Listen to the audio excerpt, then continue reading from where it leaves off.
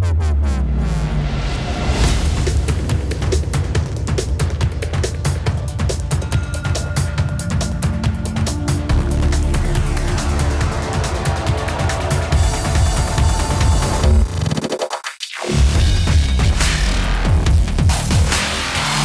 good half an hour or so right now of just me occasionally singing "Oh Sugar Lumps." Please, please hang around. It's going to be good. Douche is a shower. Bones of death. Should we open a beer or? We probably should. Yeah. Should open a beer. Cheers, mate. This week we've gone for something a little bit different. We've gone for the Mad Goose once again. Cheers, mate. Cheers, mate. I'm reckoning. Hold on, let me have a sip. Nice. A bottle of this could actually be tradition for every episode. The Mad Goose. It is nice though. Maybe they'll sponsor us. 4.2% volume. Welcome to the Electric Honk podcast number 2. What's the name of this one, Salmon? Goose Springsteen. You definitely didn't do a search for goose puns for coming up with that title. I should be all over the goose puns, but it was last minute research, and as soon as I saw Goose Springsteen, then that was it. That was it. Sold. We're locked in. Thing about the stream titles on Twitch, when we put them live on Twitch, that then locks in the stream title for everything else, for Spotify, for Audible and YouTube and everything. So it's actually quite important. So it's good that we just... And what's frustrating is we can't choose the title after the episode, so we have to come up with a silly name first. So it's likely that it's never going to be relevant to the content of the episode, is it? It's just something that we've thought of in a last-minute panic before we start. Any more goose puns and potential titles for episodes, send them in. honkelectric@gmail.com. Yeah. Because I don't think our bank of goose puns is going to last very long. So if anyone's got any, please. I mean, if the podcast is still going in 3 months' time, we're really going to struggle. Yeah, we are. Yeah, we're going to have to come up with some naming format, but we'll cross that bridge when we come to it. I'm MachineDaena, streamer, podcast. Can we call ourselves podcasters now? Yeah, if we can. Podcast number 2. Streamer, podcaster, professional idiot. What about you, Salmon? Andrew Salmon. I am a streamer, podcaster. Oh no, that's your intro, isn't it? Sorry. You've never streamed in your life, literally ever. We streamed last week together. We did actually. In the pond. Just check it out. It's quite good. We did, didn't we? Yeah, the pond, the follow-up. No, I work for the government as an investigator. You know, your casual office job really, but it's very serious. It is very serious. This is like my release of silliness. I have to be very serious. Like goes back to work and he's like 9 to 5. Yeah, honestly. And then this is my release. So what have we been up to this last week or two, Salmon? There's something I want to pick up on immediately. So if anybody listened to the pilot episode we did, which isn't out there on Spotify, so not many people would actually know the story, but I'm going to run through it quickly if you don't mind. So there's a group on Facebook that I used to be part of. It was Football Index, which is like a shares thing, and that died. And then somebody from that group set up their own group selling fake football shirts and then fake tracksuits, football boots, NFL, everything you can think of, all fake from China. Was he starting to do pretty well? Or? Yeah, it was building and building quite rapidly, and there was a lot of comments saying, do you do this in kids size, do this, and he was like, yeah, I can get whatever you want. And eventually it sort of wore me down, and I thought, you know what, I'm not having this, I'm reporting him. Not only did loads of people lose a load of money from Football Index, this guy is now getting money from the same people, even though they know what they're buying, they know it's fake, but counterfeit clothing is never a victimless crime, even though people think it is. We'll get into that another day. So anyway, I reported him, and a couple of hours later I got a notification on Facebook from the owner of this new Facebook group selling counterfeit shirts, and I thought, oh my god, how the hell has he found out? Wait, so what? You reported this guy? Yeah, I reported him, and I sent links to his page and everything. I was like, I'm an absolute snake in the grass, but I used to investigate people that sell counterfeit clothes. That was my old job. All right. Okay, so it was something fairly personal to me. And I thought, I'm not having this guy making loads of money doing this. So reported him. He then sent me a notification on Facebook directly using my name. And I got the little alert bell in the corner. And I thought, I did panic, to be fair. I was like, how the hell does he know that I've reported him so quickly? I thought, you know what? It's quite late at night. I'm not going to read it now. I'm going to have a nice, good sleep and read it when I'm fresh in the morning. So woke up in the morning and thought, right, let's get this over and done with. Check the notification. And it turned out he'd done a raffle, a little spinning wheel with all of the members of the group, hundreds of people in this group, and it landed on me to win a free football shirt. And I couldn't believe it. So I didn't know what to do at the first, and I was like, you know what, I might as well just claim it. So after a couple of days, Wait, so the guy who you reported for fake shirts, you've accepted a fake shirt from him? Yeah. So he asked me, let me know what you want. And I was like, oh, do you do the light blue Man United away kit, adult size, large? And he was like, yeah, no worries, just send me your address. And I thought, oh, well, I can't give him my genuine address, so I'll have to give him my old address because we've still got up mail redirection from there. Oh no, you got lucky. Well, that's Royal Mail only, and then the next thing I know is he sends it to me by DHL, which don't do post forwarding. Oh. So then I got I'm luckily still in the WhatsApp group of the old residents from the street I used to live in. Somebody sent a message saying, does anybody know Andrew Salmon? I've got a parcel for him. And I was like, oh, that's me. I used to live in your house. I'll come and collect it. And here it is. So yesterday I went to collect it, and here's my counterfeit football top. Do you like it? It is really good quality. You can tell it's fake if you look at the details, but just casually wearing it around, it looks genuine. Knows. Yeah, you look like I'm sweating quite a lot though. Like, if this is the actual material of the United shirt, then they are going to be roasting in the matches. So I'm pretty sure this is like the cheapest polyester you can get. Well, I think we've learned a lot from that. You're a grass, and also have massive double standards. Free shit. Aside from that, I went to see the Oasis film about their concert they did in Nebworth in 1998. Oh, the big one. Yeah. 2 years earlier, they were playing in pubs to like 10 or 20 people, and then that was in 96. Like, no one had heard of them. And then within the space, is that how quickly it happened? In the space of 2 years, they sold out Nebworth, which is 125,000 people. And it sold out so fast they had to put a second night on. 250,000 people went to see Oasis in 1998, which is absolutely incredible. And so the film about that concert is it at the cinema fantastic. That then? Yeah. Oh, okay. I don't know if it's still out. I know they did like cinema screenings like for 1 or 2 nights when it was first released, and I don't know if that sounds really awesome. I'm kind of gutted I've missed that. A lot of it is fans recollecting their experience of when they were there as well. It's not just like pure footage of the concert, and it was epic. It's funny, isn't it? Because like you look back now on Oasis, and they are like enigmatic creators. They are like synonymous with the 90s, with popular music in the 90s or indie music. That's all covered in the film as well, and it really makes you feel nostalgic for the 90s. Yeah. It's incredible. And shortly after that, Liam Gallagher announces new album coming out. If anyone pre-orders it in the next 2 days, you'll get early access tickets to see me play live in Nebworth in June 2022. And I was like, oh my God, having just watched Oasis play there, and knowing that Liam Gallagher sings a load of Oasis songs during his concerts, had to get tickets. Speaking of Oasis, we did sing some Oasis songs in the last 2 weeks on 2 separate occasions. Yeah. We've been busy in the last 2. For your wife's 30th? Yeah, my wife, 30 years old, 2 weeks ago. So it was just after the podcast. It was 2 days later. But a night out in Manchester.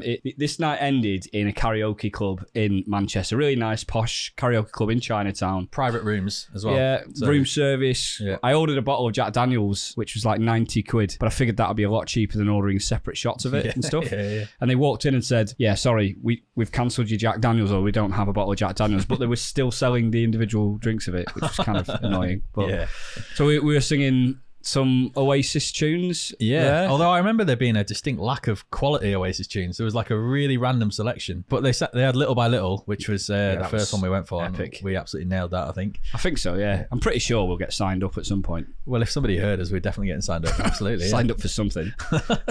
And the other occasion that we sang Oasis was the wedding that we went to up in a small little Cumbrian village called Cockinmouth in the Lake District. It literally is called Cockermouth, but everyone calls it Cock in Mouth. So Cockermouth is actually a lovely place. I've got a bit of an anecdote to tell here. Me and my wife were driving in on the day of the wedding, and we're staying over on the night into Cockermouth. We drive past this school, and we look at it, and I'm like, that must be a chemical plant. Because it's like blue, and it's all like, it just looked like a chemical plant. And I was like, oh my God, look at that chemical plant. And Gemma was like, oh, I thought it was an asylum. And then we looked at it, and it said like Cockermouth School. The poor kids. But it really looks like an asylum or a chemical plant. What have we got coming up in the show? What we got coming up today? Well, we've got the usual. So after this, we'll quickly cover some of the subjects that we discussed in the last podcast. We'll rattle through them, see if any of our predictions came true or not. Then we've got. I know the answers to those. Then we've got some quality goose news. It's one that's going to plant a little seed for a potential birthday gift for me in the future. Ooh, so I'm intrigued. After the goose news, we'll talk about some of the stuff that's been in the news recently since the last podcast, because you know what, in 2 weeks, you don't think that a lot happens in 2 weeks, but actually when you're looking back at what's been in the news, there's so much to talk about. So between now and then as well, we'll have to get our dad jokes out at some point. We will, and then do another vote. You're winning 1-0. You won it last week with a great joke. I had a great knock joke last week. Listen to the previous episode if you want to hear it. Daena will set up the poll on Twitch, so we'll get your votes on there. We should probably say, actually, so for anyone that's listening on Spotify, anyone that's listening on Audible or any of the podcast, or even if you're on YouTube right now, we record this live over on Twitch. So feel free to follow us at twitch.tv/electric_honk. Yep. That's the live. You can get involved in the chat, ask some questions, submit anything to, obviously in chat, but also honkelectric@gmail.com as well. We'll read the best submissions out on the podcast. Yeah, send us some suggestions and stories and things Anecdotes. like that. And anecdotes, absolutely. So after the dad joke poll, we'll give you some time to get the votes in. We've got a section called Pub Chat. We take it in turns to tell each other something really interesting that the other person will never have heard of before. And it's the sort of thing that you go down the pub and say to your mates, you're like, did you know about this? Daena's turn today, and I've got absolutely no idea what he's going to bring to the table. Looking forward to this one. That's going to be good. And then we'll have a look at what's up and coming in the next, between now and the next podcast. It's quite hard to know what's going to be in the news in the next 2 weeks. You can't exactly Google. I feel like we should be able to predict the future, though. We should be able to, yeah. We'll get better at that over time. I think so, yeah. Do you remember the lottery back in the day when it first came out and there was Mystic Meg? Yeah, I remember her, yeah. And everyone used to call her Septic Peg. Yeah, I remember that. And it didn't I can't remember what it was called, that Bo Selector show. Didn't they do a version of Mystic Meg and it was just like totally ripping into it, like Mystic Meg? And then after that, we'll finish off with a section called Top Shelf, which is, we take it in turns to bring in a bottle of alcohol that is the sort of thing that you would probably find on a night out. A little bit different, and we'll give you a good idea of how much it costs, what it tastes like, how strong it is, and whether it's worth buying around. Last week we had Limoncello. Yeah. I have no idea what this week's is because it was Salmon that's been nominated. We'll wrap it up after that. We'll go through the results of the poll. The loser has to nominate who does the second shot of the Top Shelf. I thought you were very diplomatic last week. Yeah, last week splitting it in two. Yeah, because Limoncello was actually really nice, and I thought I don't want to punish him by giving him nice punishment. Yeah, so we thought we'd enjoy it together. You know what? We might end up doing that every week if the alcohol's nice every time. Yeah. There was one thing I wanted to talk to you about since the last show, and that's my little boy. I've got a 9-month-old. He started swimming now. He's doing swimming lessons. Okay. Not like proper swimming, but like with his mum, like drowning lessons. Yeah. There was this thing that they have to do where they kind of like dunk their head under the water and they sort of like prepare them for them. So it's like 1, 2, 3, go. And they dunk the head under the water and bring them back up again. Okay. So they get used to being underwater. My girlfriend was at the front of the queue and they all take it in turns and the instructor's there and she says, this sounds like a cult. Yeah. We all take it in turns trying to drown the kids. Yeah. And if they survive, they're not a witch. But we burn them anyway. So the instructor says, prepare your baby. He needs to learn the audio cues of when his head's going to be put underwater. You say the name, 1, 2, 3, and then dunk. So my girlfriend, she's French, so English is her second language, but she's up first with a queue of people all behind her, all waiting to have a go. And what does she do? She physically says, name, 1, 2, 3, dunk. As though she's forgotten the name of our child or something, or she's just following instructions far too literally and shouts, name, 1, 2, 3, dunk. I love that, mate. She only realised her mistake when the dad who went up after her was like, Gareth, 1, 2, 3, dunk. And then she's like, oh my God.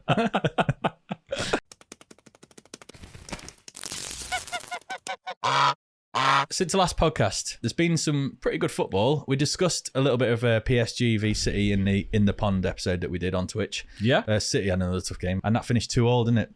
Finished 2-2. Good game. I think in the first half, Liverpool should have got absolutely tonked. We managed to not concede, I think. Yeah. And then another half time, wasn't it? Yeah, but we played so badly. It was like 80% possession to City. Just a really bad. I think overall 2-2 over the course of the match was a fair result. Foden playing down the left against Milner. Well. And Silva as well. Yeah, Bernardo Silva. Absolutely. I think Milner at right back against someone of Phil Foden's quality, his days are numbered, really. He's not got many games. I feel like Phil Foden's just going to get better and better for many years yet. Quality player, isn't he? And Salah, that was the pick of the goals. He picked it up outside the box, I think.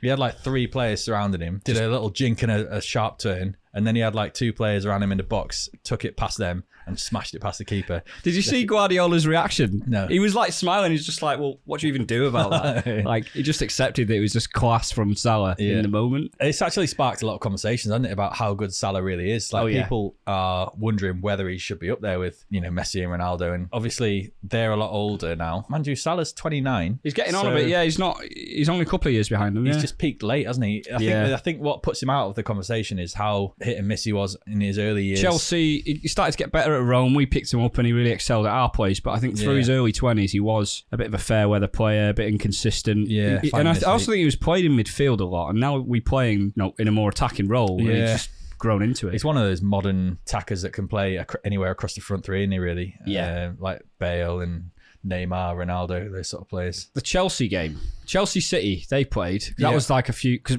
we've got 2 weeks to catch up on here. Yeah. We both predicted that Chelsea would win. At Chelsea. At Chelsea. I think I went 1-1 or 2-1 Chelsea. I thought it'd be a low scoring game. I went 1-0 Chelsea, and it was City won, did they 1-0? Yeah, City won 1-0, in the end. So we're crap at that. Well, Chelsea had a goal disallowed, so 1-1 wasn't too far off, but it was well offside. Our prediction for that was pretty bad. Then we had the boxing. AJ and we were fairly confident AJ was going to be. Yeah, we were like, dead cert, 100%. This guy is built like an absolute athlete. Yeah. How can he fail? But neither of us really knew who Usyk was, because neither of us follow boxing very closely. Quick research we did before the podcast showed that he had beaten some decent fighters before AJ. Certainly earned his chance to box against him. Reading the reports after the fight, actually a lot of the experts were kind of half expecting him to beat AJ anyway. So yeah. Basically, if you knew about boxing, you weren't surprised with the result, I think, with Usyk. I think that's right. They were both very respectful after after the match. Yeah. So, like, imagine punching someone's lights out for, best part of an hour, and then having to be respectful. And I got a lot of respect for that, personally. Yeah, I think that's brilliant. They are very professional, aren't they? Yeah. If we ever predict any sporting event in the future, get yourself straight onto the bookies and bet on the opposite. Bet on the opposite. We'll do some more predictions later, probably. Absolutely, yeah. We'll make some people some good money, I think. I think so, yeah. Let us know. Email at Honk how much money you've made from our crap predictions. And donate 50% to us.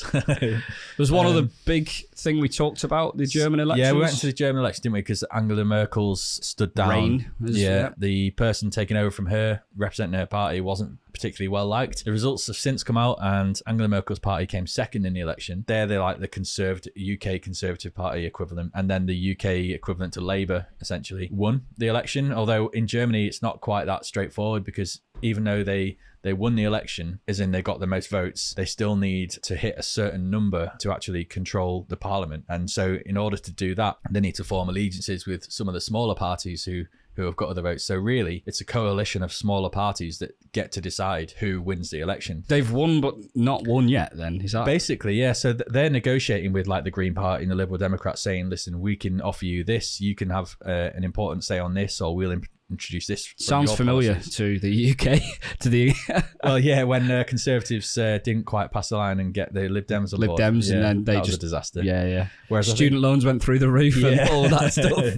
I think in Germany, they're so used to it now that it actually does work. And so what they're looking at is the Labour Party obviously have got the sort of their foot in the door in terms of they just need to form an alliance. But on the other hand, if all of the other parties decide that they would prefer Angela Merkel's old party to stay in power and keep things as they were, and then they have their sort of persuasion and involvement, there's a good chance that despite that Labour Party coming first in the election, they might not actually get any seats in Parliament anyway. Yeah, the contrast in the UK, it's literally the following day, you've got some fat Prime Minister going to see the Queen saying, can we hold hands and be friends kind of thing. So it's like first past the post system is it's pretty cut and dry, isn't it? Really, yeah. Most of the time. Even with coalitions, they can decide it on the day. Yeah, it can be resolved on the day. There's none of this, weeks this has of been negotiation. dragging on weeks, hasn't it, in Germany? Yeah. I think that's fairly normal for them. But we talked about MFTs last week quite extensively, so I won't go into too much detail about what they are and all the rest of it. Go listen to the first podcast. We covered quite a lot of stuff. Some of it was current affairs. There's a lot of just, would you say, evergreen content there as well? I think. Yeah, I think so. The NFTs was probably one of those NFT pieces. After that conversation about NFTs, whereas it used to be a subject where I'd just scroll past it because I kind of knew what they were, but wasn't that interested in them. Then I saw a big headline recently, which was I don't know what you call him, a person who's you don't know what you call humans. His online name is Evil Ape So okay. I don't know. We might not actually even be a person then. Well, yeah, it could be a group of people. You never know. Or so their online character is Evil Ape. Yeah, it could be an ape. A group of people were making a game using NFTs called Evolved Ape, and they'd managed to raise $2.7 million from people buying NFTs that they could then use in that game. One of the main people behind the sort of construction of that game, Evil Ape, has disappeared and taken $2.7 million worth of money with him. It's so scandalous. The thing is as well, when you've got 2.7 million quid, yeah, right, and that's crypto money as well, so it's accessible money, you know, and certain countries the regulations are much lower. It's easy to get your hands on the cash from that. He can vanish forever now. He literally could vanish forever. Yeah. With that money. I mean, it's so greedy though, isn't it? It's just awful. Oh yeah. It's why horrendous. not? If you're gonna do that, why not take like 500 grand and just leave the rest of the people like with the remaining money to continue with the game or something? I hate to be, well, I do like to play devil's advocate actually, but I hate to sound like heartless, but if you're dumb enough to spend silly amounts of money on NFTs, particularly those that are a little bit more speculative, I feel like you're probably asking for it a little bit. Yeah, it's still harsh. And if you're thinking that you're investing in a game and a community of people that can, you know, play together using these NFTs, it's so harsh. But they do say, you know, don't invest or don't gamble or whatever more than you can afford to lose. So I'm not saying that's a great way to lose it. It's not. It's horrible. Yeah. I hope they find him. Yeah. But hopefully no one did get too badly stung by it. I suspect I'm wrong there. I think that is important. Like, if anyone's invested more than they can afford to lose, that is kind of their own fault. And if anybody's lost what they can afford to lose, then it's kind of just a shrug of the shoulders. But then does that not almost legitimize theft of like money? When people are saying, well, I didn't lose more than I could afford to, so it's not the end of the world. It almost normalizes. Yeah, exactly. There is a bit of that. Yeah, you make a good point there. Talking of products, why do Finland make the best products, Salmon? I don't know. Why do Finland make the best products? Because they make the best finished products. Oh dear. Not even. There's not even a fucking tumbleweed moment. I was going to say. I knew it. I knew earlier. I said to him, I'm not confident in my joke. I'm thinking about changing it. Then he went, it's just going to go downhill from here. In fairness, I didn't look at it. I did that from memory, so I give myself some pat on the back for memorising it. Can we, when you're editing this, can we get a sound effect of like a little wind rustle, like... Like a tumbleweed. Yeah, exactly, I'm more than happy to do that. Excellent. Thanks, mate. We don't know how bad mine is yet. So that's a good point. We'll that's going to be hard to beat on the shit scale. Hard to lose to. Yeah. Are you ready to move on to some Goose news?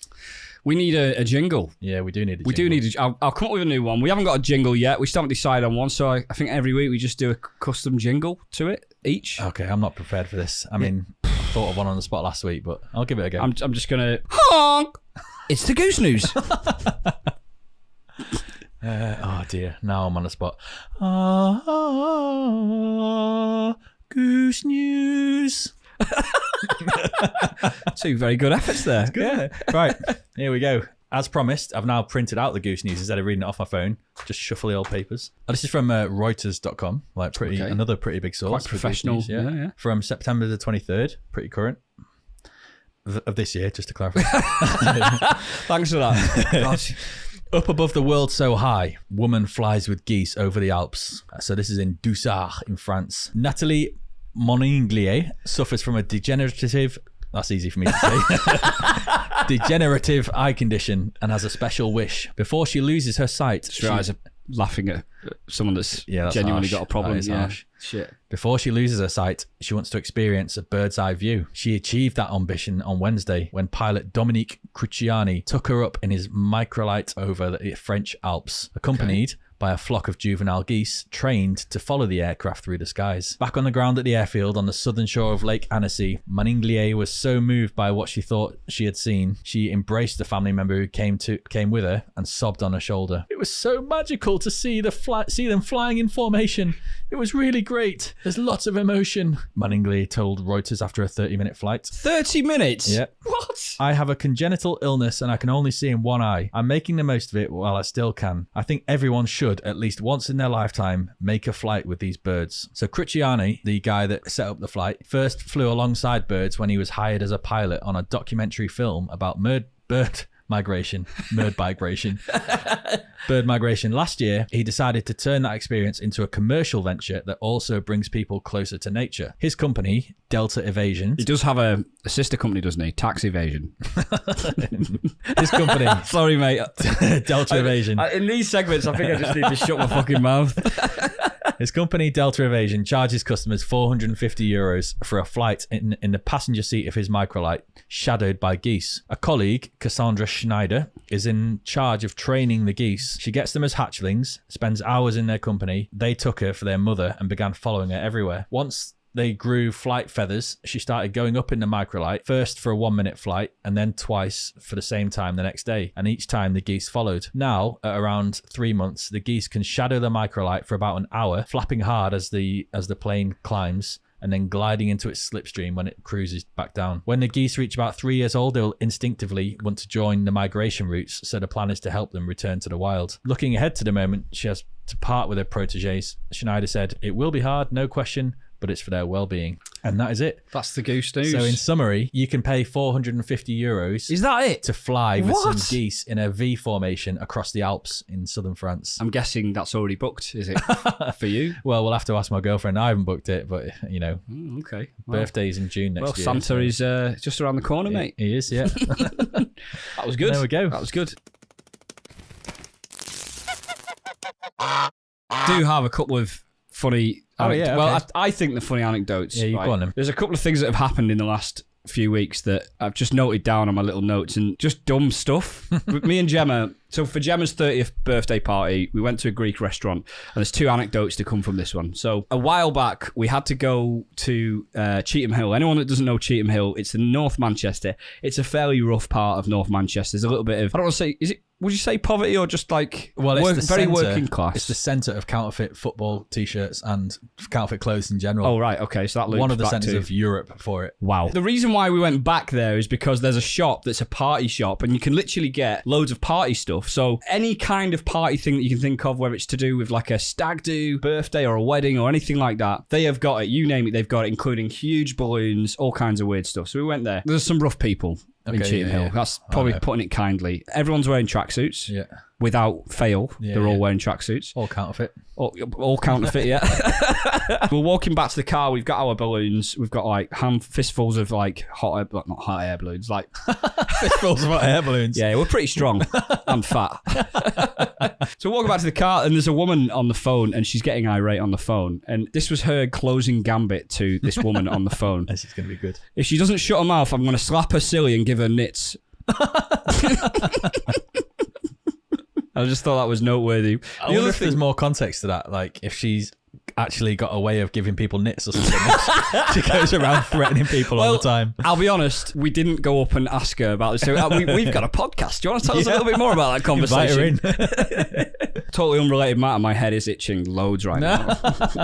She didn't slap you, did she? She didn't slap me, no, but she did give me nits. There was another thing as well, though. But at the Greek restaurant, we were sat at a table that was next to somebody that we were convinced was Pep Guardiola. Honestly, I was 50% sure it was Pep Guardiola. I was like 70% sure it was Pep Guardiola. He's keeping himself to himself. He had a good-looking, sort of Spanish-looking family. Yeah. And the spitting image, although it was quite low light, admittedly, in this Greek restaurant. Yeah. And right near the end, I was paying for some drinks, and he came over and paid for his meal.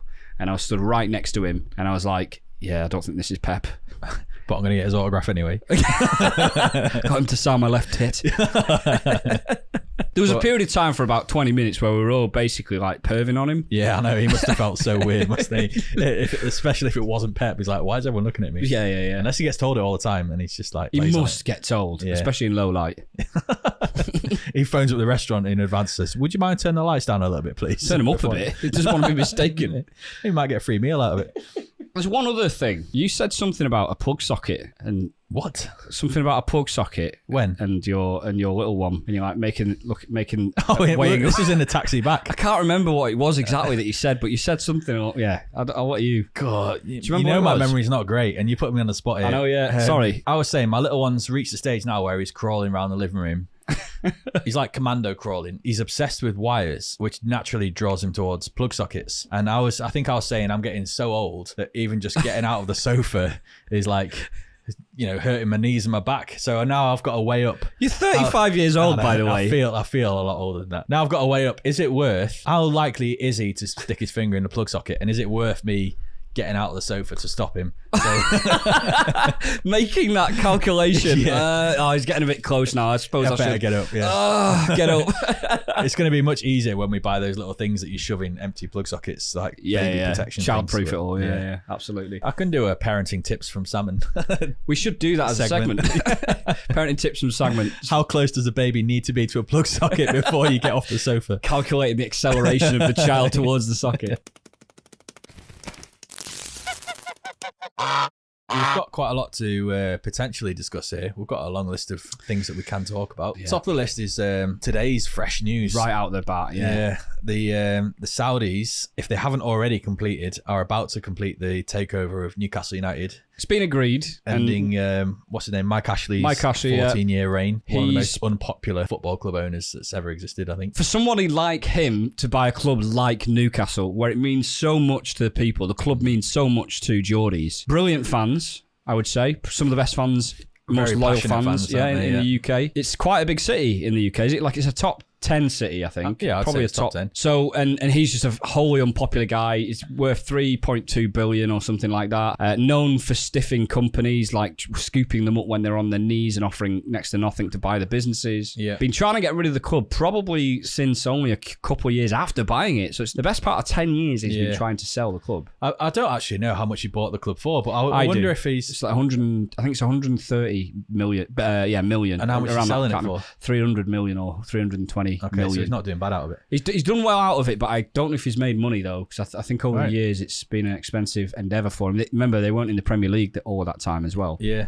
that's true. Because you'd think with the way that Mike actually operates is that he would have bought the club cheap and then he's selling it for a lot more. That tends to be his business operation, doesn't it? But the conditions for them being able to buy it is that the Saudi Arabian state cannot control it. Legally, they're not allowed to control it, and that was a condition for the sale. Yeah. Like there's another private company that's essentially... Yeah, so I think... so it's the Saudi Arabian government private investment fund, the PIF. PIF, yeah. It's buying 80% of the club. Financially, that means that I think they're going to be able to spend like nearly 200 million on players in the next window. 10% is owned by the lady who sort of facilitated this buyout and her company, and then 10% is another two brothers that are invested. I'm not sure what their involvement is, but I guess those 20% are the people that will actually be managing the day-to-day running of the club. It's quite a profound thing, really, for the dynamic of the Premier League. So we've already got, obviously, City owned by Mansour, I think Mansour, and he's got billions. The Liverpool owners do have a decent amount of money. Chelsea, of course, Abramovich has got 14 billion sat around in his bank somewhere. Yeah.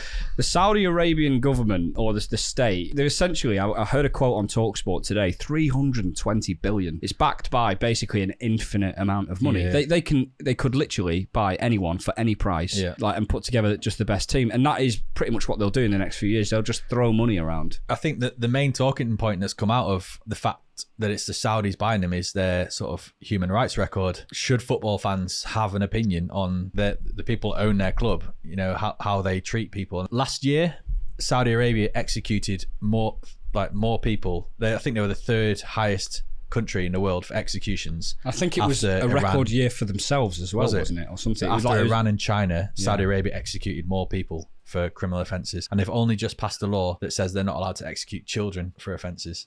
That's actually insane. Yeah. And they've only recently allowed women to learn how to drive. At what point do you think, great, our football club. Remember, football is just an entertainment. It's like, I know it's a lot more than that to some people, but at the end of the day, you are literally just paying to be entertained by some players running around on a pitch.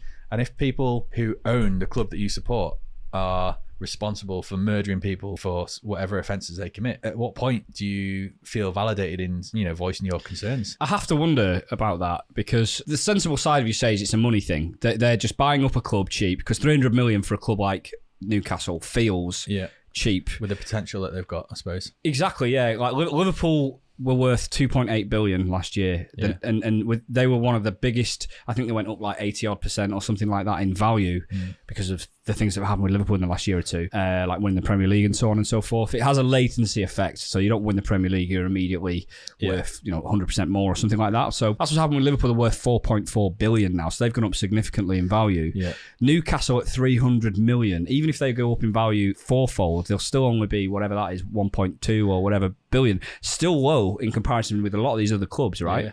Man United's worth like 5 billion or something like that. But then I also think they've got so much money, and running a football club is so painful for the people that do run it. Yeah. It can't be about the money. To me, it feels like it's about the status, maybe, the publicity that comes with it and stuff like that. I think there has been a lot of pro-Saudi Arabia advertisement in sort of major national newspapers and things like that. I think there's been a tangible attempt to change the opinion of Saudis in the minds of the British public, and this is probably one of the best ways you can do it, is by buying a football club and making them successful. Certainly getting it sows the seeds in certain pockets of British, and wonder where else they're doing this type of thing as well.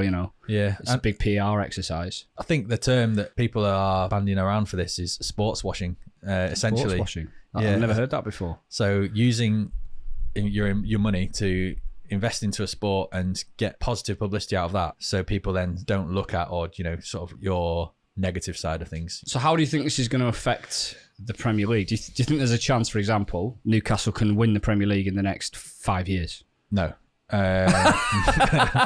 Pretty definitive. So what you need to do now is go and put £1 million bet on Newcastle winning the Premier League next year. In the next 5 years. I remember when Man City first got bought out, and they went wild with their transfers. They really did.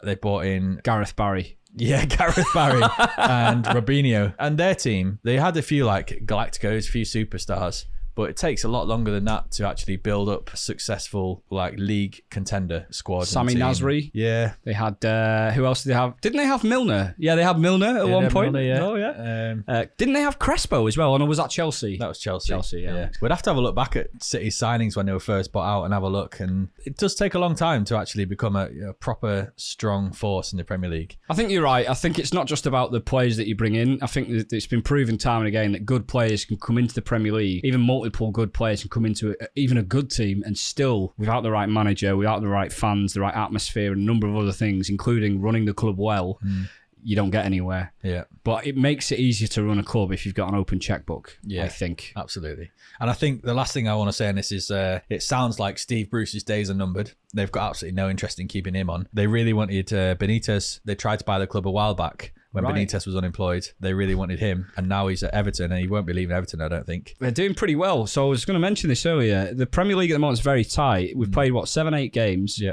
And there is 2 points between the top 6 teams, and Everton are one of those teams. Yeah. Doing very well. So I don't think they'll get him. So that'll be interesting to see who they go for as a manager. Zidane's name's been put out there. Zidane? Can you imagine that? That'd be Newcastle amazing. are like second bottom, I think. And I can't see Zidane going for that job so early. Maybe when they're a bit better. Money talks. I mean, you've got to think about it as well. Zidane's still very young in his managerial career. For him to take let's say a 7-8 million paycheck like that at this stage in his career would make good sense. Yeah. If there's a chance that they will go down, I don't think it would make sense for him to take it. But if they stay up and let's say they finish 12th place or something like that, they're going to have to promise him some big transfers in the January transfer window, aren't they? Yeah. For him to accept a job there. Yeah, which I don't see being a problem. And the thing about the financial fair play stuff, it's a joke because they've got shell companies that they can basically use to feed money into. Yeah. And then those shell companies will just say, we sponsor Newcastle United for 1 billion. Yeah. Or whatever, and that balances the books. And even though it's a fake sponsorship, it's just sponsored by Saudi state. Even though they may not be controlling it, that's where the money's coming from. And it's UEFA that enforce the financial fair play, I think, isn't it? Yeah. And I just heard on UEFA as well, the top Premier League clubs tried to do that breakaway league. Eventually, like the European public opinion, European Super League. Yeah. And some of the Premier League clubs, it was announced which clubs were backing it, and all of the fans in the UK who supported those teams were absolutely furious. And outraged because it wasn't competition based, was it? It was just a closed loop. That's it. And club by club, they all came out and announced that they're withdrawing their support for the European Super League. And so I heard on the radio today that actually UEFA wanted to fine all of these clubs that were trying to set up their own European Super League as like a breach of their commitment to the UEFA setup of things. They've been told that they don't have the jurisdiction to fine any of these clubs, and actually they've got no power at all. It does feel a little bit like small man syndrome with UEFA. Like they're throwing the weight around because maybe they feel like they have to they're to stay at the feeling table. threatened, I think, because if all of the best teams leave the UEFA sort of jurisdiction and set up their own Super League. It's been unsuccessful this time, but what happens next time, they might have learned a lot from that, and it might be a lot more democratic. Fundamentally, with that, and I know we're probably dragging up old news here a little bit, but fundamentally, if that had been a competition, on merit-based competition, that would have been a very different story. I think it would have been very difficult for those clubs, all of them, the biggest clubs in Europe, to then renege on their, pre-agreements and withdraw. I think they would have moved forward with it. Fan outrage would have been a lot lower. Yeah, it's going to be interesting to see if that does come up again. And what do fans do if they don't want to support the European Super League? Do they just full on stop supporting the team that they've supported for like 20, 30 years of their life and try and find another local team? Or do they just accept it and think, well, you know what, Man United are going to be playing against Real Madrid, Barcelona, Inter Milan? I think the problem with this is you're always going to have a subset of fans that are unhappy about something. I'll cite the Glazers as a good example here. For years and years, United fans have wanted the Glazers out. But people still turn up for the games. They still buy the shirts. They still support the club. You still got kids that want to be the next Wayne Rooney. Rashford. Yeah, that's a better example. Yeah. It'll be interesting to see how the Newcastle thing plays out. The deal's not done, I don't think, so we'll pick that up again, I think, in the next podcast, which will be on the 21st. 21st, yeah. Where are Liverpool in the league at the minute? Second place. Second in the league. Behind Chelsea or behind City? Behind Chelsea, yeah. Okay. 2 points. A point behind Chelsea. Right. And did you see that thing about Klopp in the media talking about the COVID vaccine? No. Okay, so that got me thinking about where do sports players and managers stand in politics and should they really be getting involved? I mean, Klopp's opinion, and he went on a bit of a rant for a couple of minutes, that people who refuse the COVID vaccine are as responsible as drink drivers. Saying, that they're to blame if others fall foul of it. So if other people catch COVID or if other people get run over, it's the responsibility of those who haven't had the vaccine. That is such a crazy comparison to make. It is, isn't it? I like Klopp. I'm a Liverpool fan, and I think of all the people in management, certainly in the Premier League, he'd be the best person to have great political opinions. And actually, previous political opinions he's come out with have been really good. Really good, yeah, absolutely. And I am for the vaccine personally, so this is not me like being anti-vaxxer or anything like that. Yeah. It's such a bizarre comparison to make, because if you intoxicate yourself, you're making a decision in the moment to then drive.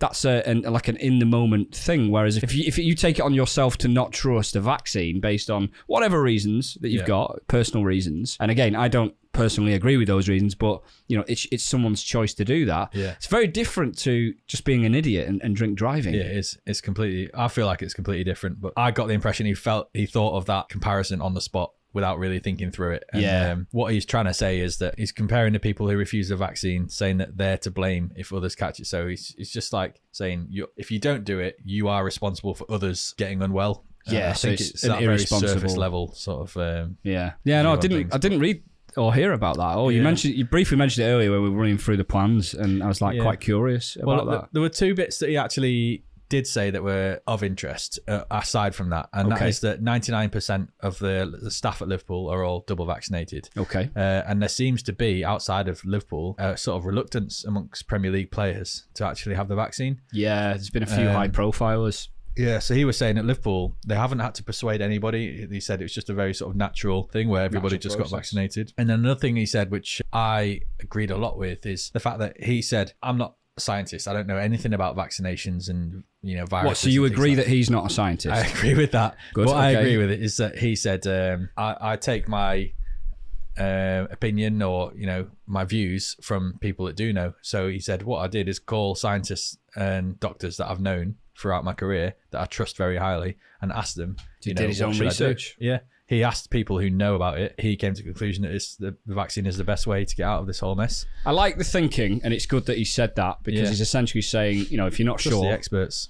Either trust the experts or at least do some research about it rather than just, let's say, taking it at face value. But not everyone has the same access that he has to professionals and so on and so forth. Yeah, the world's top doctors and things. Yeah, exactly. So there's a little bit of an economic issue there, probably, I think. I think my overall thought was, though, what if a high-profile footballer or manager like Pep Guardiola comes out and says, there's no way I'm getting vaccinated? Is he going to be given the same airtime as the manager that comes out and says everyone should get vaccinated? And is he going to be treated with the same level of respect? I don't think he will be, because I think there's a bit of a stigma to being an anti-vaxxer. You're seen as a bit of a conspiracy theorist and stuff like that. And whilst I don't agree with that. I agree with freedom of speech and you know, people are free and all the rest of it. Yep.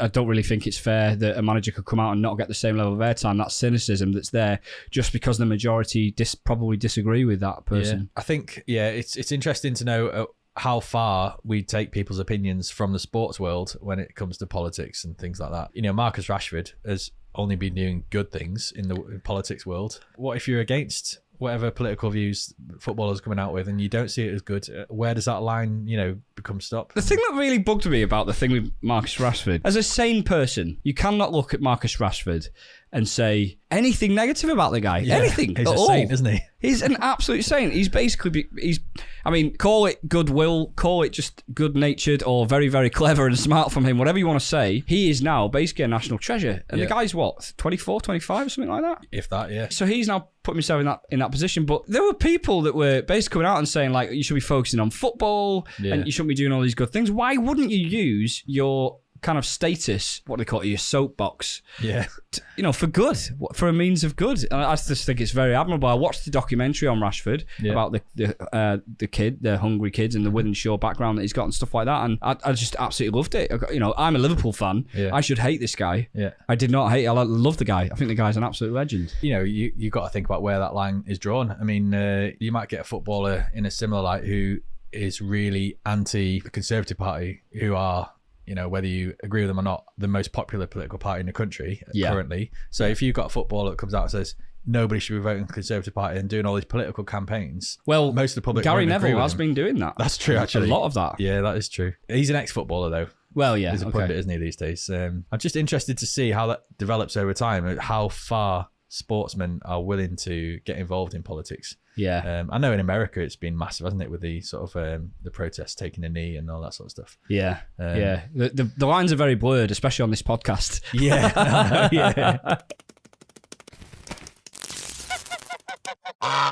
There's a 100-year-old Nazi guard that is being put on trial. I think it's something like 3,000 Jews that were killed, essentially at his hand, or at least on his authority or whatever. I don't know the details of that. I've not read into it that much detail. But it's basically what's happened is they started with the most senior people with the lawsuits and so on, the criminal lawsuits in Germany, and then they worked their way down over the years, and they've now got to the stage after 70 odd years or whatever where they're getting the lowest rung. It's like really lower level guards that are being held accountable for their actions. So this guy's 100 years old. He's basically on his deathbed and he's having to go through this. And I guess my question is a moral question. If he's been allowed to live his life over that period of time, should he be held accountable? And is it even worthwhile holding someone like that to account anymore? I mean, the public finances that go into prosecuting someone is going to be a lot. Presumably you'll have a decent legal team, even if they're acting free on his behalf, dragging this case out as long as possible. So financially it's going to be expensive for the public purse. But on the other hand, if you are responsible for such atrocities, you've lived the peak of your life getting away with it, essentially just carrying on. Maybe he's got that sort of mental guilt, but we don't know that. I'm only playing devil's advocate here because obviously it was an atrocious thing, horrendous, but this guy's lived his life. He's probably changed a lot over those years.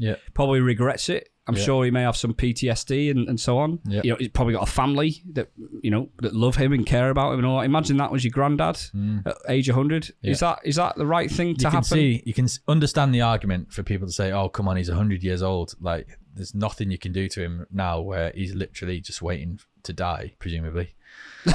No, he's got another 40 years left. He's been, still planning his retirement. I don't think... especially with something so horrific like that. It's not like shoplifting or something like that, is it? It's like it's mass murder. I think eventually what will happen is they'll essentially all just die out anyway. It probably in the next 10 to 20 years, and that will just be by natural recourse the end of it. It's dangerous also to set a precedent to say, well, X amount of years have passed, so therefore we won't prosecute. That's fair. So if somebody's 80, you know, their lawyer then might say, well, what about the guy that was 100 and you let him off? And my guy's at a similar stage in life. So you can't really draw that line. I think whatever the age, whatever stage in life, when the legal system eventually catches up with you, you've got to accept it. And that's my view. You won't have a choice. You won't have a choice. But just all of the natural things that will happen around him, like other people hating on him and possibly other personal things that will now happen with his life, you do get extremists. That will probably be enough of a punishment for him, even if he is innocent. This is the other thing. This guy could be innocent. So I guess they're going to have to I take it he's going through with the trial, and they're doing the trial now. Yeah. So if they find him innocent, then fair play. He shouldn't be targeted after that. He shouldn't be targeted before it. It's innocent until proven guilty. Exactly. Yeah. So but, they must have a strong case if they're taking. At this stage, you'd expect so. Especially after all this time. Anyway, moving on, because that was quite depressing. Yeah, interesting, though, isn't it? Like it sparks a good conversation about justice. Yeah, it's like moral. Where do you draw the moral line? Yeah. I think another piece of news that came out recently, which is all about morality because nothing illegal has been done, is the leak of what they're calling the Pandora Papers. Oh yeah, I've got some information on this actually. So the Pandora Papers are the third leak. I just want to point out that we've not heard your. Sorry to cut you off. We've not heard your joke yet. It's definitely been more than half an hour. Are we putting a timer on it and saying it has to be told now? Just saying in the next 5 minutes. Yeah, okay. Let me discuss the Pandora Papers and then we'll get it out. Or I win by default with that absolute shocker of a joke I told earlier. Where's the time now? Can we see it anyway? Okay, 21:24. I'll get it out before 21:30. Right, Pandora Papers are the third leak from tax haven islands like British Virgin Islands, Cayman Islands, all that sort of stuff, Panama. The first two leaks that came out were pretty hefty, and a lot of scandals came out of them and caused a few ripples around the world in terms of like dodgy governments and what dealings they've been doing and how they've been funding a lot of financial investments that are evading tax. So this third wave has literally come out in the last 24, 48 hours, isn't it? Yeah, like 48 hours, I think. Yeah. And it's the biggest leak ever. I think they're saying there's like over 11 million documents to go through. And so to actually go through them, they're sort of looking for keywords, key people that they suspect may be involved in these sort of things. Right. So indexing it all. And so they found a lot of politicians and world leaders. And I think what's come out of it is quite a few of the Conservative Party donors are from around the world, rife in all of this tax evasion. So, what can I say? I'm not even remotely surprised by that, Salmon. So we won't go too deep into this, but there was one thing that caught my eye from reading the papers. They estimate that $420 billion worldwide has been lost from tax. If these tax evasions never existed, $420 billion would be in the world government tax system. And the UK have been named as one of the biggest losers /enablers because we've got absolutely no interest in closing these down. Yeah. But also our government are one of the biggest losers in terms of lack of revenue. There's just so much here. Yeah. And so much. And not only that, they've, this all comes out and then just recently they've cut universal credit. They've cut, well, they say they've cut it, but they've removed the bonus that they'd put on during COVID times. And then taxes are going up. Council taxes are expected to go up again next year. And fuel bills, fuel poverty. And it's shocking, isn't it? So much tax is being lost because the people with the expertise and wealth to be able to pay people to sort it out for them or, evade hundreds of millions of tax. And like I said at the start, none of this is illegal. It's just highly immoral. Oh, yeah. It's just, yeah. And the other things to mention as well is on all of these islands that are the tax havens, unlike in England where you can access company's house and see this company, these are the directors, this is the owner of the company, etc. In these countries where they operate from, all of those papers are private, so the public don't have that information. Right. And so it takes leaks like this for us to determine which companies are owned by who. It's like a Russian doll thing where this company owns this company, owns this company, owns this company, and it's like a little network. That's exactly how Russian dolls work. If they were tax evasion Russian dolls. It sounds like a lot of money to have lost. What was it, 420 billion? Yeah, worldwide. But that doesn't feel like a lot. Oh, in 1 year? Yeah. Oh, okay. Yeah. That changed the context a lot. I thought that was the total amount. No, that's per year. That is a lot. So put that in context. Like, I think the UK GDP is something like probably 6 or 7 times. That is like 2.5, 3 trillion. Right. So that's like nearly $500 billion. So it's like 1/5, 1/6 of the UK's whole income entirety in 1 year. Although, of course, that's split across the world. But it's still a lot, especially when you consider the UK is one of the foremost enablers and losers of that. Exactly. Presumably America's one of the other top countries as well, because they'd be all at it. There was like an ex-prime minister from Uzbekistan or something like that who's been rife in moving hundreds of millions around and ended up being a Tory party donor, particularly investing in Boris Johnson to become leader when he was... It's lobbying, isn't it? It's just basically leaning on the politicians to get policy in place, spending a few quid to then make a lot more money down the line with lobbied policies. Yeah. And it makes it a lot easier when you're already making a lot more money from tax evasion. Yeah. I don't know if that'll ever change in the UK. I don't think Don't think so. Especially not while this party's in charge. Yeah. Just quickly though, do you know how much? I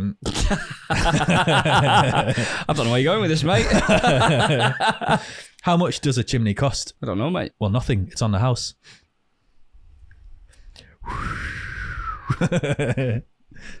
Right, I guess we should do the vote. Right, I'm going to set this vote up while you get a beer. Okay, you want me to get 2 beers from the fridge? Yeah, I think there's a couple more in there. The Bath Ales, actually. And the beer is called Gem Beer, which is the same name as my wife. She is a gem, and her name is Gemma. Back in 2 minutes. Right, the poll is up. Vote on which joke is best. So how does somebody vote on the poll? So in chat on Twitch, you can now vote on that poll by doing !AS for Andrew Salmon's chimney joke. But you're probably not interested in that. You probably want to do !MD for MachineDaena's finished products joke. So we're at the stage now where we've got your pub chat. Yeah, so I'm so excited for. Are you actually? Yeah. I've got a confession to make here for a sec quickly. I thought that this was going to be a really rubbish chat. And I had 2 or 3 different subjects lined up and I was like, which one do I choose? Yeah. I might visit some of the other ones. I won't tell you what the other ones are. But in the end, I spoke to my wife earlier and she said, well, why don't you look at this one? It was one of the 3 options. Okay. She said, because it's interesting. We live in a place called Didsbury. Yeah. And earlier on, we were talking about Fletcher Moss. So many people don't know that the RSPB, which is the Royal Society for the Protection of Birds, was founded in Didsbury, in Manchester. Okay, South Manchester, right? There's like protected areas in Didsbury that are kind of like the founding areas, the original house of the person that founded it. Okay. Let me just look up her name again. I can't remember her bloody name. Emily Williamson was the co-founder of the Royal Society for Protection of Birds. She was born in Lancaster, which is my hometown. Yeah. She lived in Didsbury. We've been for tea at the place where she literally founded Royal Society for the Protection of Birds. So in the UK, it's like a society. Is it government funded or is it charity? I think it's charity funded. Yeah. But it's huge. It's the biggest one of its kind, and its purpose is essentially to protect birds, geese, especially the ones that are like endangered species and things like that. Okay. So the thing that drew me to this was the fact that it's so close to us in Manchester, and you can literally see the big blue classic plaque of her setting it up. And I thought to myself, this is going to be quite a boring topic. I just thought, I don't know, so maybe not. But then I actually read into it. I realised she was from Manchester. And I realised there's a lot of little threads here that actually marry up to us, right? Yeah. So we're talking about Fletcher Moss. So it's called Fletcher Moss Gardens, where it was all set up. There are literally parrots flying around in Fletcher Moss Gardens. You can see birds of like exotic birds in Didsbury. This just to jump in on that, I've seen, I think they're called parakeets. Is that a type of parrot? I think so, yeah. I've seen some of them near central Manchester as well. And they've been referenced in Coronation Street before. Really? Yeah, like I think it is known that there are these like exotic birds flying around Manchester. Well, so I'm going to tell you a little bit about how it was set up, why it was set up, and some other cool, interesting stuff. Okay. That links to football and stuff like that as well. Right. Born in 1855, so this is a lot of years ago. It's nearly 200 years ago now. And she died in 1936, 80 years old. So moral of that story, be born in Lancaster. Yeah. Live in Didsbury and look after birds. Look after birds, and you're going to live to a very ripe old age. So I'm following the formula. Yeah, it's looking good for you so far. I know, yeah. The society started as the Plumage League. It became the Society for the Protection of Birds when it was granted royal status in 1904. In 1891, she also established the Gentlewoman's Employment Association in Manchester. Now, originally it was the RSPB was an all-woman society for the protection of birds, and the point of it was that they wouldn't wear exotic plumes and feathers of birds because it was a cruel act. Oh, right, okay, yeah, that's interesting. So this is how it was started. It was only women. I was just wondering then if they were calling themselves birds, like the Royal Protection, the Royal Society for the Protection of Birds. So it was a bunch of birds looking after birds. Yeah, exactly. Yeah. And the thing that confused me a little bit, she was born in Highfield in Lancaster, and I don't know that area. And Lancaster's quite a small place. Yeah. But I think Lancaster Highfield, that area is now called Slime with Hest, and I do know that area in Lancaster. It's kind of Slime with Hest. Sline. Oh, Sline with Hest. Okay. Good Weird. name. Yeah, great name. Yeah. In fact, wedding we went to, the bride used to live in that area. Okay. Yeah. She eventually moves to Kensington, so we'll probably have to move to Kensington at some point. I'm sure you will do at some point, yeah. Continue the formula. Yeah. So she disapproved of the use of bird feathers in fashion, both due to the reduction of bird population and the cruelty of plume hunting. Kind of a weird way to put it, in, Mike, because you're hunting feathers. I know you hunt the birds and then get the feathers, but you're not hunting the feathers, are you? Yeah, well, I guess back then the use of feathers in fashion was pretty big. Fair play to her for standing up for like the anti-cruelty industry of feathers. Well, there's more. The group of women who pledged not to wear feathers from most birds. Explicit exceptions included birds killed for food. Yeah. So if you wanted chicken feathers, fill your boots. Yeah. I don't know what else they ate back then, but geese as well, I imagine. Possibly Christmas geese. goose, yeah. So this was another thread that I quite liked as well, the goose thread. And also the ostrich, which I thought was a weird one, but apparently the ostrich, the harvesting of an ostrich's feathers is not very painful for them. Seriously? So you can take the feathers from an ostrich, they won't give a fuck. We'll have to try that at some point. On the podcast. The early efforts of the site were lauded in the press, including endorsement in Punch magazine in October 89, although Punch questioned the degree of restriction imposed by the group, basically saying, what, you can't wear feathers? Yeah. Wow, big deal. And I quote, not a very severe self-denying ordinance that, ladies. So should be easy to adhere to then. So yeah, and the football thread here is that Fletcher Moss, the area, is renowned for its Fletcher Moss football team. It's a youth football team, which has come up with some very famous football players, some of which have played for Manchester United, like Wes Brown, for example, and I think even Marcus Rashford. I think Rashford did as well. Yeah, I think you're right. Because we mentioned him earlier. Yeah. So, and the final thread that I really just wanted to mention is I'm a huge Liverpool fan, and it's basically on the River Mersey in Manchester. And many Mancunians don't know that the River Mersey runs through Manchester. Yeah. In fact, do you know which football club is the closest to the River Mersey? Is it Manchester? No. I don't know. Stockport. Stockport? Yeah. Is it? Oh, okay. Stockport County Football Club is the closest to the River Mersey. There we go. That was awesome, mate. I just thought that was weird because at the first I was reading it and thinking I'm going to have to talk about birds here. And not the women. I'm talking about like actual... And then I read into it. I'm like, bloody hell, there's quite a lot of threads here. That was pub talk. So when you're down the pub with your mates, you need something to talk about. Just talk about the RSPB. And if we were a lot more popular right now, the RSPB organisations' donations will be going through the roof. Would, yeah. Actually, it just shows how great of a place Manchester was, still is, but was back then. Was. When you had like Emmeline Pankhurst fighting for women's rights and starting that whole movement. Alan Turing. And then Alan Turing, as well. Yeah. And then you've got this lady setting up the protection of birds. I think it's great place to live back then and still an absolutely wonderful place to live now. It really is, yeah. Well done for moving back up here all those years ago, 2 years ago. Yeah. Coming up next week. Yeah, we're looking at what's going to come up between now and the next podcast. Obviously, the big talk is Fury v Wilder, number 3. Predictions for this? 3. Oh, he's beaten twice. So Fury has beaten Wilder. Deontay Wilder. Was it not twice. a draw the first time? Well, I saw a TikTok earlier where he said he'd beat him twice. So I think well, he's beaten. if my memory serves correctly, which it probably doesn't, I think the first one was a draw, even though Fury felt like he'd comfortably beaten him. And I think people thought Fury should have won that, but it was announced as a draw. And they fought the second time, and Fury destroyed him. Let me just fact check this, because I'm not sure. They've fought so many times now. There's a dedicated Wikipedia page just to those fights. A split draw. Oh, yes. Salmon's memory is not awful yet. Second fight, Fury absolutely destroyed Wilder. Yeah. Wilder had a few excuses because he wore that really heavy metal suit as on the way out. I mean, why would you wear chainmail out to a fucking boxing match? He also accused Fury of putting extra weights in his gloves, and Fury was like, well, we're witnessed when we're putting our gloves on, so how could I do that? Predictions for this fight? I feel like after our performance I shouldn't be predicting anything, to be honest. Of the 3 fights, I think this is the one that Wilder is most likely to win.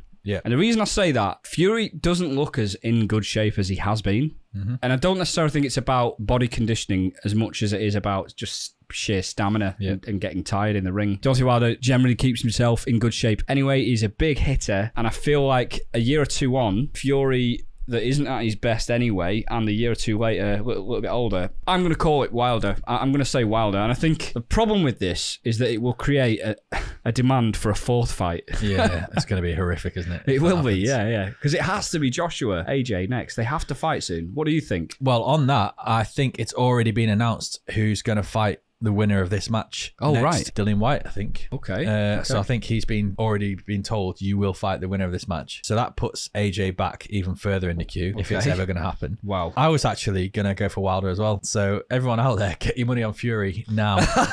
Free money.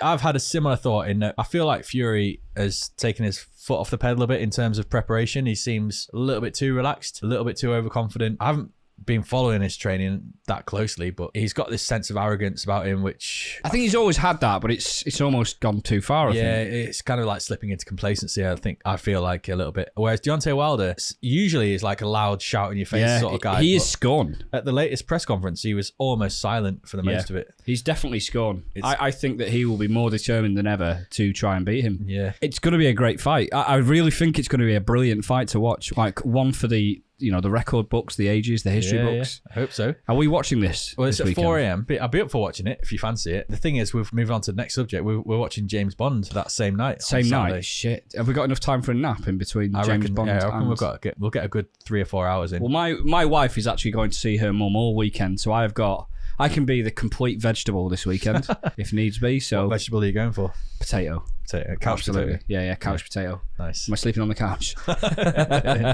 Bond film's out, which is a big deal this weekend. Apparently it's already broken box office for Bond films. The biggest Bond film officially already. Right. Daniel Craig's last Bond. His last one, yeah. And there was rumours that a while back that he wouldn't do this film. And he'd had enough. A part of me thinks great negotiation tactics. Just dig your heels in and say, not me. When you basically put their backs against the wall, he'll obviously have made probably 30, 40 million on this film, I think. Yeah. Which for a film that's going to make $500 million at the box office isn't actually that much, really. Less than 10%. But I've been watching a lot of the coverage of the Bond stuff, and he genuinely seems like he's upset to be leaving the franchise. Oh, really? Oh, yeah. He really does.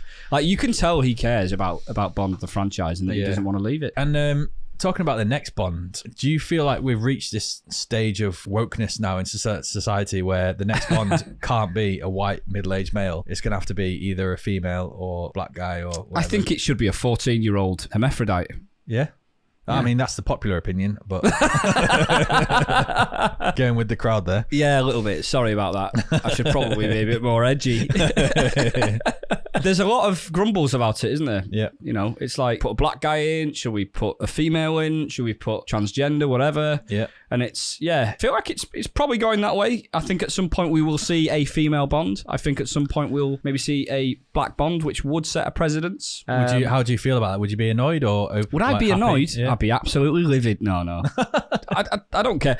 I feel like, not to sound misogynistic in any way, I feel like it being a female would really completely change the dynamic of the franchise. Yeah. As far as it being like a British white male, I don't think that should really matter, to be honest. I think, so for example, someone like Idris Elba, I think would do an absolutely brilliant job of that role. See, I think the money that goes into Bond and the way that they're filmed and the action that goes into it is fascinating. You could literally put any good actor in the role of James Bond and it would be an enjoyable film. But I really think that because it's based on books originally, a character created by an author that fits a certain profile, I find it ridiculous to start playing with that and actually implementing different types of people. Why don't they make Harry Potter a female 90-year-old woman, for example? It just totally changes the dynamic of what was written by... Why? Yeah. And if you want a female lead character in a big action film, make one up. You don't have to use an established character whose image is written in a book of how he should look and how he should behave. You don't need to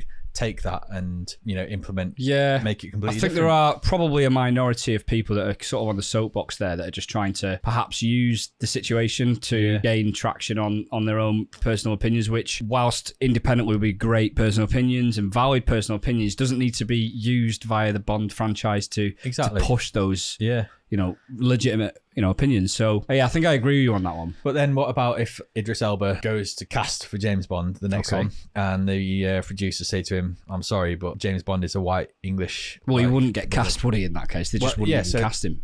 So he goes to the audition. They wouldn't even audition him. If that's the way they are, they wouldn't even audition him. In this sort of society that we're living these days, he would probably try and sue under like racial discrimination, and something probably like rightly so as well, because his name is in the hat. He's one of the favourites. Yeah, I think he's like third or fourth favourite to get the Bond job. So we'd have a legitimate cause for that. Yeah. So we're saying he's right to sue James Bond because he's not getting a part because he's black. But on the other hand, we don't want to see a black James Bond. Is he right to sue them? Yes. If he thinks that is the reason why. If he just absolutely dive bombs in the audition, then you know, people have bad days, don't they? You know, and using that they'd as have to do everything they could to like put him off during the audition. Yeah. So it is a really interesting discussion, though, I think, and I'm glad you brought that part of it up. We're going to be going to see James Bond this weekend on Saturday. Can't wait to see it. I'm a big fan of the Bond franchise. I've seen probably about 60 or 70% of the Bond films. Always loved them. I do think Daniel Craig's done the Bond franchise justice. He has done well. Yeah, to me they feel a little bit less cheesy, the modern ones. Yes, and more of a very good action film, which to me, if you're making just a very good action film, it's quite easy to lose that sort of Bondish element. It's like, well, this could be any modern action film, and it's important, I think, to keep the very Bond-ish aspects to it. What are the Bond aspects of the film? So it's the gadgets, theme music. All right, yeah, okay. Like, even like during action scenes, like okay, well that's an easy one to solve. They can just throw that in. Well, I sometimes feel like there's been a bit of a lack of it, or they've sort of like changed the music a little bit, so it's not quite as obvious as it is in the old films. Gadgets is a big one. So apparently they've gone like ham on the gadgets here. What do you mean gone like ham? Like they've gone crazy. Like there's a lot of gadgets in this one, apparently. Yeah. And he just sort of came out and said, look, as long as it's not totally ridiculous, stuff as many gadgets into this film as possible. I don't know if that's true. I guess we'll find out. Yeah. If anyone's listened to this on Spotify, Audible, YouTube, whatever, you said there'd be loads of gadgets. I'm sorry, but that's what I've heard, okay? And literally from the horse's mouth, it was Daniel Craig that said that. So Aston Martin, you would expect to see an Aston Martin being driven by Bond at some point. I feel like we've seen quite a lot of... Was there an Audi in one of them? No way. Was it? Yeah, I'm sure there was. It's not always been Aston Martin. Okay. I'm sure in the late 90s, early noughties, there was one or two Bonds where it was like BMW and Audi. Had a little bit of a ride in there. Oh, I didn't know that. I might need to check that, though. Yeah. Don't quote me. I will do. The Bond beautiful girls. lady, Yeah. So that's... I mean, that's guaranteed to be in every Bond film. Yeah, but that appeals to the masses anyway, so I think that's the cheesy one-liners that Bond says to either the bad guy or the Bond girl. To M and Q. Yeah, to his little remarks that he says, here and there. They're all like classic Bond features, and I just felt like there's one or two of Daniel Craig films where they've dampened those down a little bit and made it into a quality action film. Definitely a lot more edgy, I think, and a lot more realistic. I think there's probably been a lot more research that's gone into the later films, but then I also think without that, would the franchise have even done anywhere near as well as it has done? That's true, yeah. Daniel Craig talked a lot about not being bothered about the fact that he's Bond. He talked a lot about the fact that he wants to further the franchise, or at least keep it, at its position and not degrade the franchise. That's good. Very much like film first, franchise first, and then like actor second, if that makes sense. Well, I just think now then, if they go back to a sort of more cheesy James Bond, it might end up ruining the franchise, because people might watch it and go, well, that was a joke. That wasn't as good as the last five, that have been really serious. They've changed the tide for sure. They have changed the tide. We'll be able to give you a lot more information about this in the next podcast on the 21st. Because we will have watched it. And you know what? If it's good, we should watch it again, but in 4DX. Oh yeah, definitely. I gave Sam the option. I was like, dude, should we watch this in 4DX? Anyone that doesn't know what 4DX is, in the UK, you can watch a film in 4DX. The seats move, you get sprayed with water, the smells, there's like, if it's 3D compatible, it's a 3D film. Yeah. So it's like the full experience. And actually, it's not that much more expensive than the normal showings as well. The problem is, it goes too far. I did wonder that, to be honest. I did think it might actually disturb me from the enjoyment of the film. We've watched a few, me and my wife. Yeah. We watched Ready Player One, which was one of the best. It was brilliant. It was such a great experience in 4DX, because there were just some brilliant scenes in there, and there was a nice balance between like rumbly, actiony stuff, but then like plot line and experiential type stuff. And I'm really looking forward to watching the next Avatar on 4DX. When's that due out? December 2022. Okay, yeah. If it's on schedule, that's when we'll see it. Great. It's just been a long time coming. They are filming Avatar 2, 3, and 4 at the same time. Wow. So we will get them all year after year, basically. Jeez. But we watched Godzilla vs. Kong. Yeah. That was horrendous. What, in 4DX? 4DX experience horrendous. We both came out on that. Now, it made it worse because we ate we decided to eat one of those horrible cinema hot dogs that you know has been sat there for like half of the day. Rat meat or something. Yeah, rat meat, whatever. At best, We ate one of those. Immediately both felt a little bit like bloated and probably regretting it, and you've got all the mustard and stuff like that again, been sat there for God knows how long. There's just so many fight scenes in Kong versus Godzilla.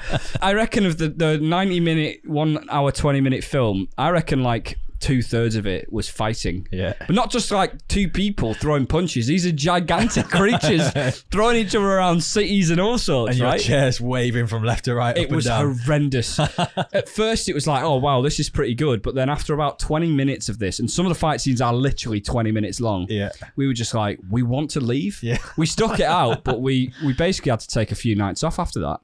I'd have like squatted above the seat, so I wasn't actually sitting on it anymore. So yeah, we'll try that out. But I think for the Bond movie, it'll be a little bit better. Yeah. Okay. We're going to one of these social cinemas with big, wide, comfortable seats where you can take a beer in with you. I've never been to one of those. So nice.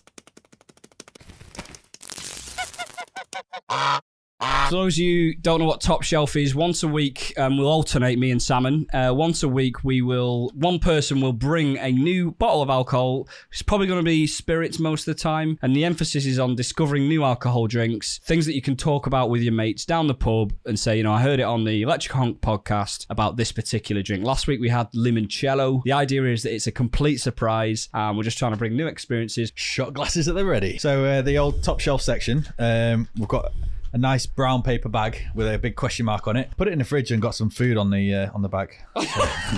Top Shelf.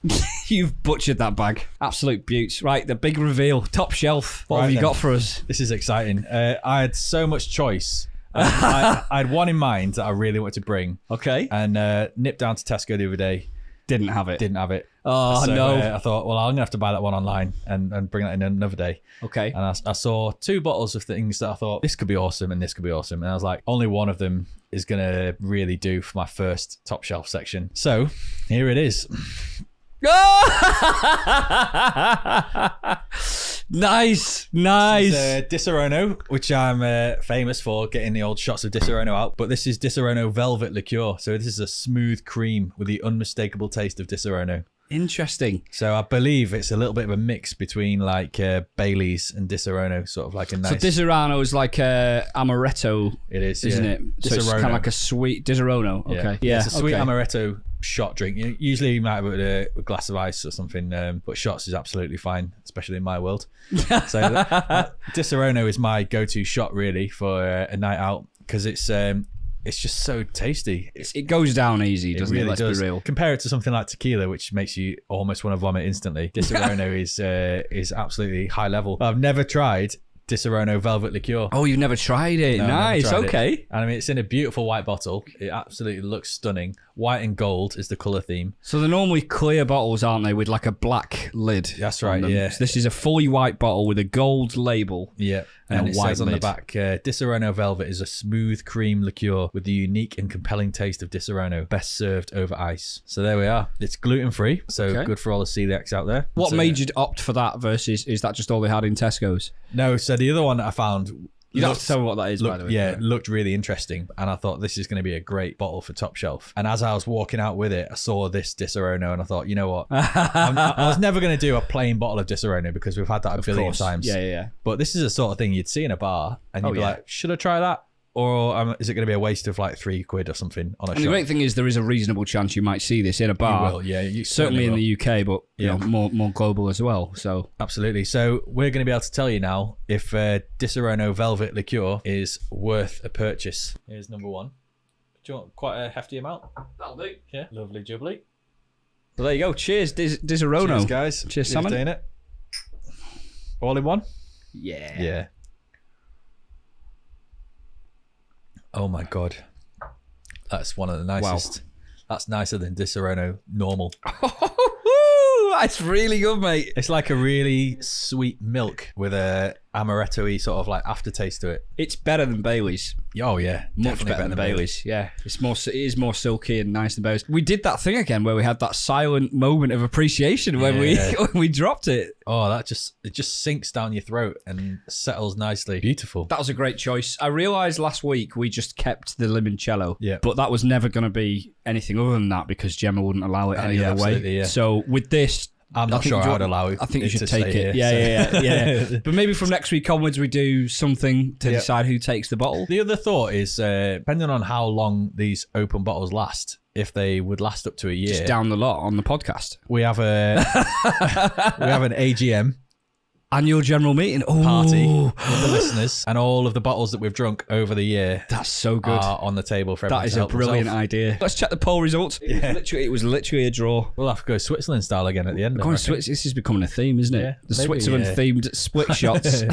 Maybe we'll do that more. We have some business to attend to, which is a draw that we got in the poll. That's true, yeah. Which means we have a half shot each to do again for this. That's our... Yeah, although I reckon because the jokes were both equally awful, we just a full shot each. Right, yeah. Okay.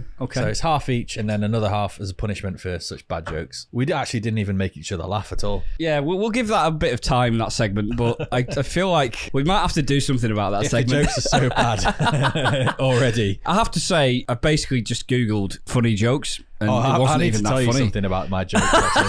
This is funny. So I was in Manchester recently, and like big issue sellers are out in the street selling these magazines called The Big Issue. Yeah, to make some money. And that's right. Yeah, usually like they're homeless or jobless, and they need this money to keep them going. There was a guy in Manchester selling books of jokes. Oh wow! Okay, you did not get your joke from a book. Not today's, I didn't, but I've got some backup jokes that I will be getting from the books. However, you look at some of the jokes in the book are quite long, like paragraph long, and I thought, well, I can't use them for bad jokes. Here's the segment where I tell a very, very long joke. Yeah, but there is a one-liners section, like short jokes, and in one of them, 2 pages worth of short jokes are all racist. Like you literally, serious? I don't know how you can get away with saying any of these jokes. I hope you got your money back from that homeless person for selling you racist jokes. I'd have to go all the way back into Manchester and find him. But which reminds me, and I'm not going to go into detail about this, but it does remind me of one of my favourite ever comedy sketches of all time. Go on. Ricky Gervais's Gay Leaflet. Oh yeah, a leaflet of alternative suggestions of things that you can do. This is a real leaflet to raise awareness of AIDS in the 80s, and it's a leaflet that he runs through on his comedy. Was it Animals? I think it was his first one called Animals. I think so. Yeah, Ricky Gervais runs through this leaflet in great detail. And it was all about things that people can do instead of coming inside of each other. Yeah. and I love one of them was like, why not try coming inside a melon? Yeah. Anyway, yeah. And the final one of that was, why not come out of a window? Why not try coming out of a window? Hello. Sorry about that. Right, now we've talked about cum, let's try this shot glass of white stuff. The shot glass literally looks like a glass of jizz. Right, okay. Cheers, mate. Cheers. Oh, if only it tasted that good. I've enjoyed it. It's been great. I've loved every second. Yeah. For anyone that's listening on Spotify, Audible, or anywhere else, thanks a lot for listening to us. Please listen to the next one and subscribe and follow whatever it is that you do on Spotify. YouTube, you may want to subscribe. We're going to release these every 2 weeks for now. We may make it weekly at some point. Anyone that's been watching on Twitch as we've been doing this live, sorry it's been a little bit raw and rough, but that's just how it is. It's a means to an end. And keep the feedback coming as well, because we want to know like if we got a little bit too heavy some parts, or if jokes are literally too bad, too shit, not even worth talking about anymore. Send some feedback in and we'll add bits in, cut bits out, and if you've got any funny stories you want to share with us, we'll read them out as well. We got a submission that might be worth reading out. I didn't want to read it. I thought we'd save it. It was facts about a goose or geese in general, and I read it and I thought, as a goose specialist, I would have known this if it was true, and I doubted whether it's true or not. I should have actually fact-checked before today. So this was submitted on honkelectric@gmail.com, and hopefully get a lot more of these. We'll pick through the best ones. In this case, we can pick through the one that we've got, and we will read it. So here's a goose fact for you. Did you know a goose can control both eyes independently, and they can sleep with one eye open? So the moral of that story is never sneak up on a sleeping goose. Well, on that bombshell, thanks a lot for listening. Thanks for watching, and take it easy. We'll see you soon.